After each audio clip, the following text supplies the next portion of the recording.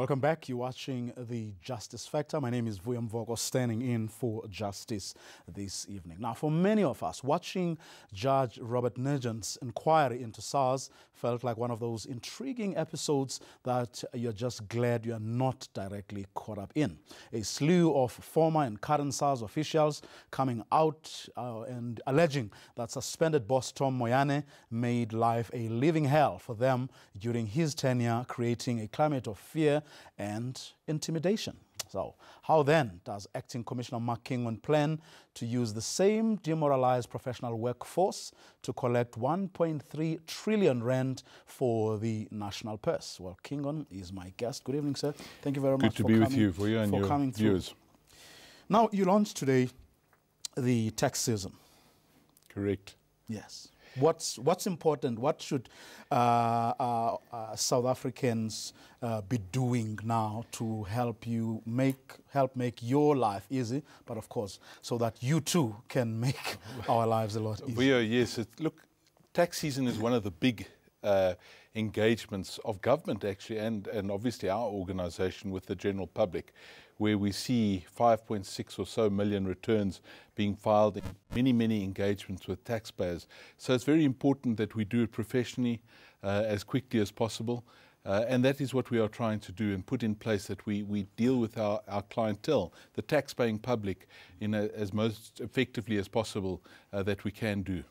Do you think your life is going to be easier or tougher this time around, given, of course, that you're launching this season in the middle of this inquiry, where so much bad has actually come out so far? It is tough, and let's not bluff ourselves that the current environment, given the Commission of Inquiry, the negative news stories that are out there, it does make it tough. But we are focused as a team you speak of demoralized staff. Yes, we need to motivate our staff, and I'm doing my best to try and do that by engaging with them, reaching out to them, meeting with them, understanding the issues out there.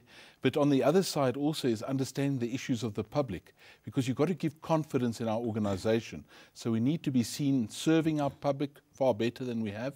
We believe through that we'll win back the trust in the organisation, and that's what we want to do. We really want to ensure that the public trusts us as an organisation, and to do the right thing in filing their returns on time and paying their taxes on time.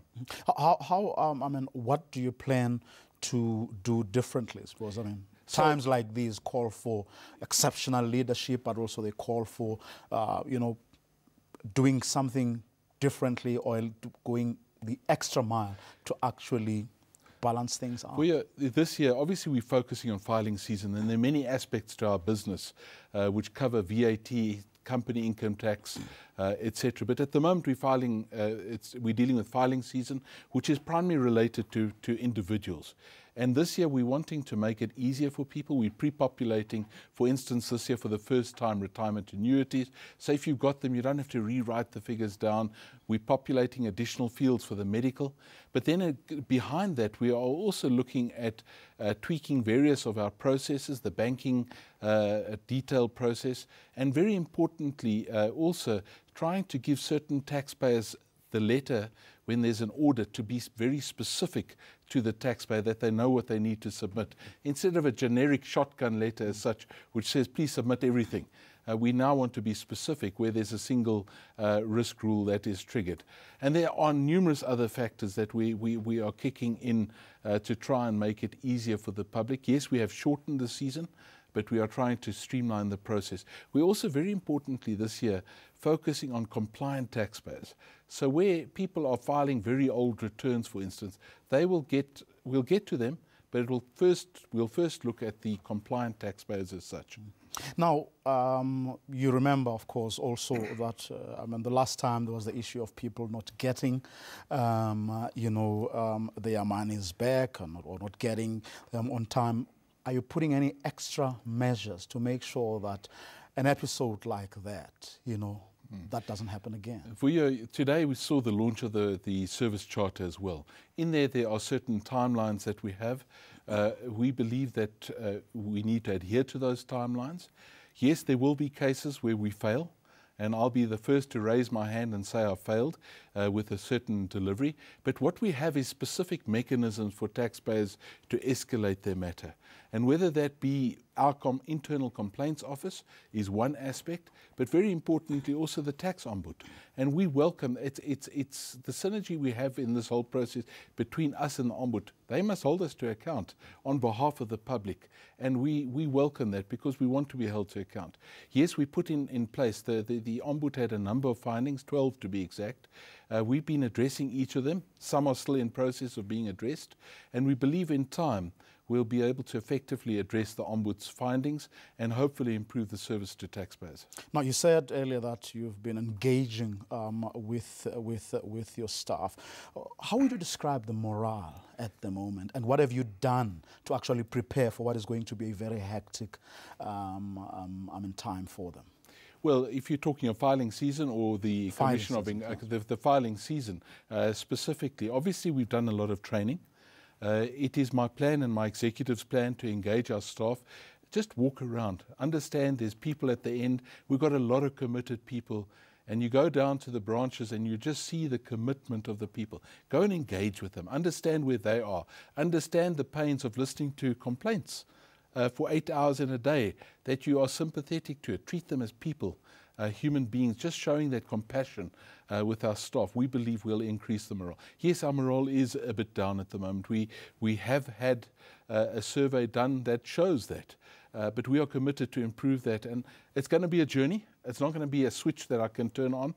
It's a journey of showing that the leadership is credible on the one side, but showing also the compassion to our staff and the care for them as well. Now, a lot of money you need to raise. I think the question in many people's minds is how did or what happened that brought things to where they are right now? Because if you're going to fix the problem, you're going to raise the kind of money that you need to raise, you need to know what went wrong. Sure. And some of the Commission's mandate is exactly that. But I can't wait for the end of the Commission's findings to come out. The government needs the money today. And my primary focus is looking at service on the one side and enforcement steps on the other. How do we better serve the client? We believe if you serve a client better, he will be more willing in paying. But you also have to have an effective stick as such. And to come and deal with non-compliance, for instance, in the illicit economy, you need to have teams that focus on the illicit economy, know the protocols and how the people operate in that area.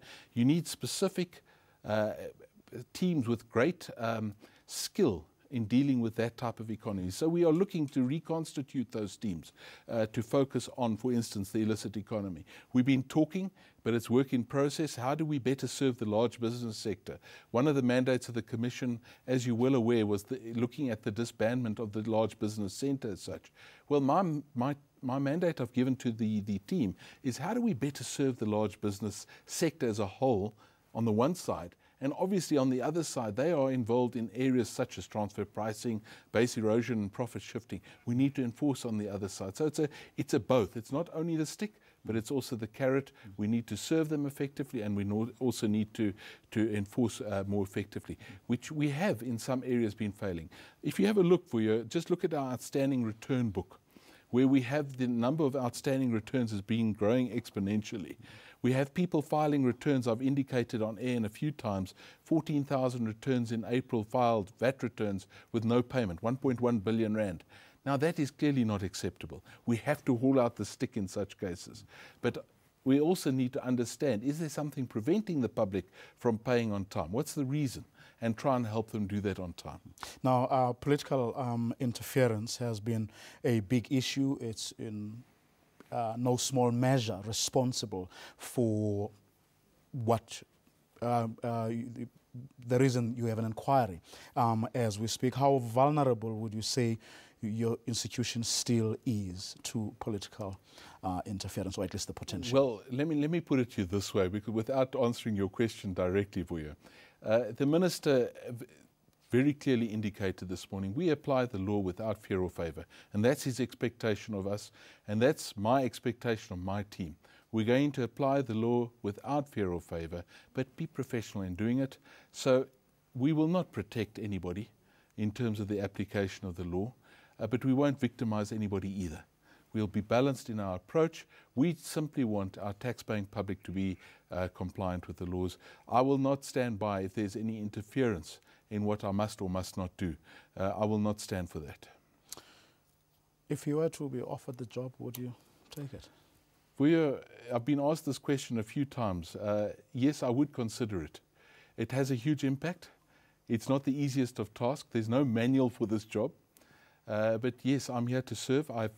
And that's been the motto of my life. Simply serve the public and serve the country and the government of the day. And I would continue to do so if requested to do so. Mark Kingon, thank you very much for coming through this evening. He is, of course, the acting SARS Commissioner. After the break, our winner and loser of the week.